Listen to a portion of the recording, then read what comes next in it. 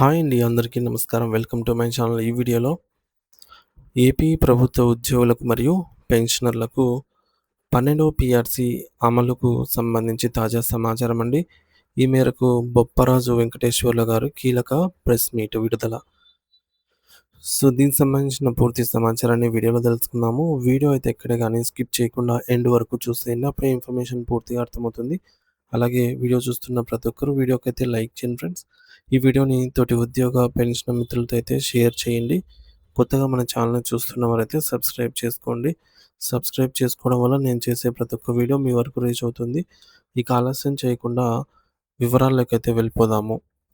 Friends, ఇక విషయానికొచ్చినట్లయితే ఆంధ్రప్రదేశ్ రాష్ట్రంలోని ప్రభుత్వ ఉద్యోగుల సమస్యల పరిష్కారం కాక సుదీర్ఘ కాలంగా పెండింగ్‌లో ఉండటంపై ఉద్యోగ సంఘాలు ఇప్పుడు తమ పోరాటాన్ని ఉధృతం చేశాయి. ముఖ్యంగా ఏపీ జేఏసీ అమరావతి రాష్ట్ర కమిటీ నేతలు ఉద్యోగుల ఆవేదనను ముఖ్యమంత్రి గారి దృష్టికి తీసుకెళ్లటానికి అన్ని ప్రయత్నాలైతే చేస్తున్నారు. ఇందులో భాగంగానే బుధవారం నాడు సచివాలయంలో రాష్ట్ర ప్రభుత్వ ప్రధాన కార్యదర్శి సీఎస్ శ్రీ సాయి ప్రసాద్ గారిని నేతలు స్వయంగా కలిసి ఒక సమగ్ర వినతి పత్రాన్ని అయితే అందజేశారు. రాష్ట్ర పరిపాలనలో కీలకమైన వేతన సవరణ సంఘం పీఆర్సీ చైర్మన్ లేదా కమిషన్‌ను నియమించడంలో ప్రభుత్వం ఎందుకు జాప్యం చేస్తోంది అని వారు సూటిగా ప్రశ్నించారు. ఈ నియామకానికి ప్రభుత్వానికి అంటే పీఆర్సీ కమిషన్ నియామకం చేయడానికి ప్రభుత్వం మీద ఒక్క రూపాయి కూడా భారం పడదు. కేవలం ఒక జీవో ఇస్తే సరిపోతుంది కదా! అటువంటి చిన్న పనిని కూడా వాయిదా వేయడం వెనుక ఉన్నటువంటి ఆంతర్యం ఏమిటని వారు నిలదీశారు. ఎన్నికల సమయంలో ప్రస్తుత కూటమి నాయకులు ఉద్యోగులకు ఎన్నో ఆకర్షణీయమైన హామీలను ఇచ్చారని, ఆ హామీలను నమ్మి తాము మద్దతు ప్రకటించామని నేతలు గుర్తు చేశారు.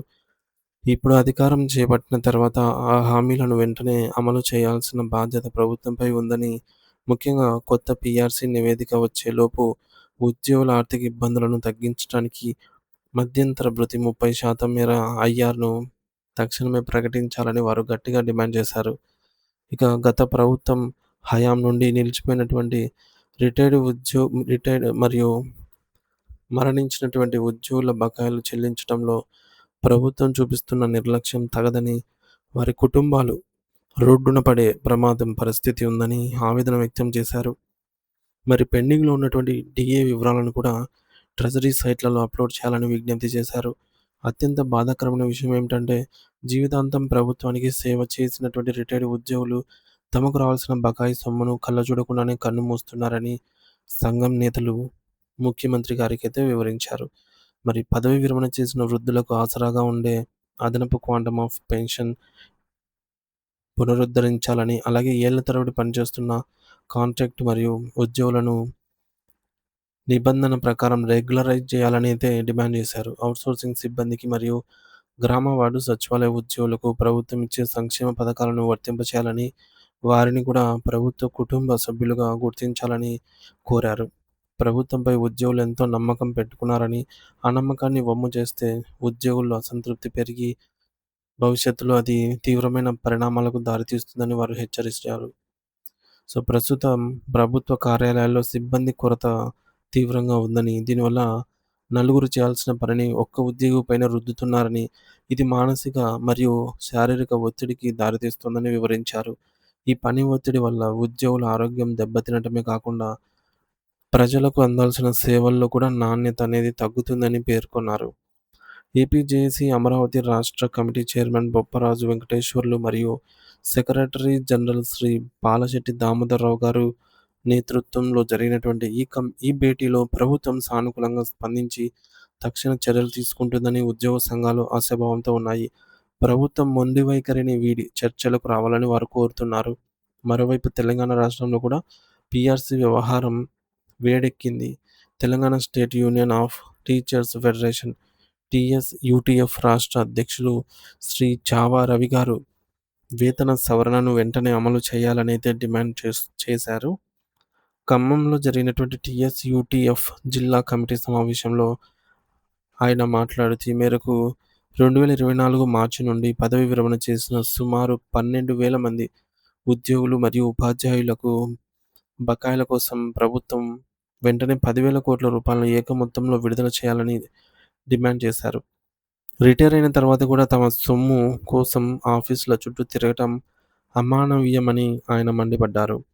ఇక జెడ్పీపీఎఫ్ మరియు సిపిఎస్ ఉపాధ్యాయుల పెండింగ్ డీఏ బకాయిలను విడుదల చేయడంతో పాటు ఇంకా ప్రకటించాల్సిన 4 డీఏలు వాటిపైన స్పష్టమైన ప్రకటన చేయాలని చావా రవి గారు కోరారు. ఆరోగ్య భద్రత విషయంలో కూడా ప్రభుత్వం వైఫల్యం చెందిందని, హెల్త్ కార్డులు ఉన్న ఆసుపత్రులలో నగదు రహిత చికిత్సను అందించడం లేదని, దీనిపై ప్రభుత్వం కఠిన చర్యలు తీసుకోవాలని సూచించారు. మరి ఈ సమస్యల పరిష్కారానికి ఉద్యోగ సంఘాల ఐక్య వేదిక ఆధ్వర్యంలో దశల వారీగా పోరాటాలు, ధర్నాలు నిర్వహిస్తామని ఆయన హెచ్చరికలు జారీ చేశారు. ఉద్యోగుల హక్కుల సాధన కోసం ఎంతటి త్యాగానికైనా సిద్ధమని ఆయన పేర్కొన్నారు. ర రాష్ట్ర ఉపాధ్యక్షులు శ్రీమతి సిహెచ్ దుర్గాభవాని గారు మాట్లాడుతూ ప్రభుత్వానికి ఎటువంటి ఆర్థిక భారం లేని సమస్యలను కూడా కావాలని తొక్కిపెడుతున్నారని విమర్శించారు. ఉపాధ్యాయ అర్హత పరీక్షలైనటువంటి టెట్‌లో అర్హత మార్కుల తగ్గింపు వంటి చిన్న చిన్న అంశాలపైన కూడా ప్రభుత్వం ఎందుకు పట్టింపు లేనట్లుగా వ్యవహరిస్తోంది అని ఆవిడ ప్రశ్నించారు. అనంతరం సిపిఎస్ రద్దు చేయాలని, 2003 డీఎస్సీ టీచర్లకు పాత పెన్షన్ విధానాన్ని అమలు చేయాలని, కేజీబీవీ మరియు సమగ్ర శిక్ష ఉద్యోగులకు కనీస బేసిక్ పే వర్తింపచేయాలని తీర్మానాలు ఆమోదించారు. అలాగే మోడల్ స్కూల్ మరియు గురుకులాల ఉద్యోగులకు కూడా పూర్తి స్థాయిలో హెల్త్ కార్డులు అందజేయాలని చెప్పేసి కూడా ఏకగ్రీవంగా నిర్ణయించారు. సో, సమావేశం ప్రారంభానికి ముందు సంఘం నేతలు సామాజిక సంస్కర్త మహాత్మా జ్యోతిరావు పూలే గారి చిత్రపటానికి పూలమాలలు వేసి మరీ ఘనంగా నివాళులర్పించారు. ఈ కార్యక్రమంలో జిల్లా ప్రధాన కార్యదర్శి నాగేశ్వరరావు మరియు ఇతర ముఖ్య నేతలైనటువంటి మర్రి వెంకన్న, షేక్ యాసఫ్ సయీద్, రాంబాబు, నరసయ్య, నరేష్, రామకృష్ణ తదితరులు పాల్గొని తమ మద్దతును ప్రకటించారు. ఉద్యోగుల సమస్యల పరిష్కారం అయ్యే వరకు విశ్రమించబోయేది లేదని, ఐక్యంగా ఉండి ప్రభుత్వంపై ఒత్తిడి తెస్తామని వారు ప్రతినబూనారు. సో, ప్రభుత్వం స్పందించని పక్షంలో తదుపరి కార్యాచరణను త్వరలోనే ప్రకటిస్తామని నేతలు స్పష్టం చేశారు. సో, ఇది ఫ్రెండ్స్. ఈ విధంగా ఉంది. మన రాష్ట్రంలోనే కాదు, పక్క రాష్ట్రాల్లో కూడా పీఆర్సీకి సంబంధించి అయితే పోరాటాలు చేయాల్సొస్తోందనమాట. సో, ప్రభుత్వం తనంతట తానుగా ప్రకటించాల్సిన పీఆర్సీ కోసం ఉద్యోగులు ఈ మేరకు ఉద్యమాలు చేస్తున్నా సరే ఇంకా అమలుకు నోచుకోని పీఆర్సీ.